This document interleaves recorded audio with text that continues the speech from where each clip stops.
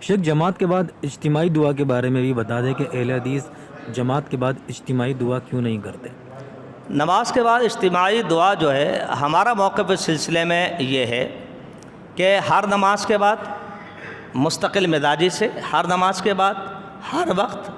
ٹھیک ہے، بغیر آواز کے، اس کی کوئی دلیل کتاب و سنت کے اندر موجود نہیں ہے۔ ہر نماز کے بعد دوام کے ساتھ، ہمیشگی کے ساتھ، ٹھیک ہے، اور بغیر آواز کے، ایک رسم ہے بس، اس کی کوئی دلیل موجود نہیں ہے۔ ہاں، تمام دلائل کو جمع کریں تو اہل علم کا فیصلہ یہ ہے، لِأَمْرٍ عَارِضٍ، حالات کا تقاضا ہے، امام صاحب اجتماعی دعا کر سکتے، ان کو کسی نے پرچی دے دی، کبھی کبھار دعا کر سکتے ہیں، مگر اذکار پہلے کرنے دیں لوگوں کو،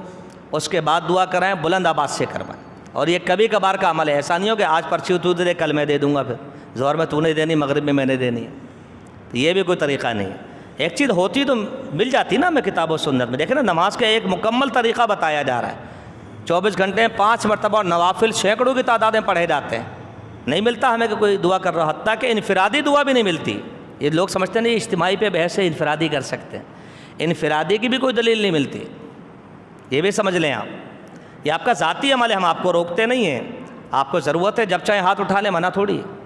ٹھیک ہے، تو لیکن ایک خاص شکل بنا لی کہ نہیں جی اس کے بغیر تو نماز ہو، لوگ کہتے ہیں لوگ نماز ہی نہیں ہوئی، دعا ہی نہیں کرائی، تو نماز میں کیا کر رہے تھے بھائی؟ پھر آپ سبحانک اللہم کیا ہے، درود کیا ہے، اللہم انی ظلمت نفسی کیا ہے، سبحان ربی العظیم کیا، دعا ہی تو پڑھ رہے تھے آپ، اور کیا کر رہے تھے آپ؟ ہاں جی، رب اغفر لی رب اغفر لی، یہی تو پڑھ رہے تھے بس۔ تو یہ ساری دعائیں ہیں، تو کبھی کبھار انفرادی ہو جائے، کبھی کبھار اجتماعی ہو جائے،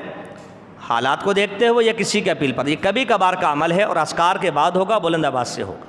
بس یہ ہمارا موقف ہے۔ اس سے بڑھ کر مستقل مزاجی کے ساتھ، دوام کے ساتھ، بغیر آواز کے، بغیر اذکار کے، یہ بہرحال ہمارے نزدیک صحیح نہیں ہے، اس کی کوئی دلیل نہیں۔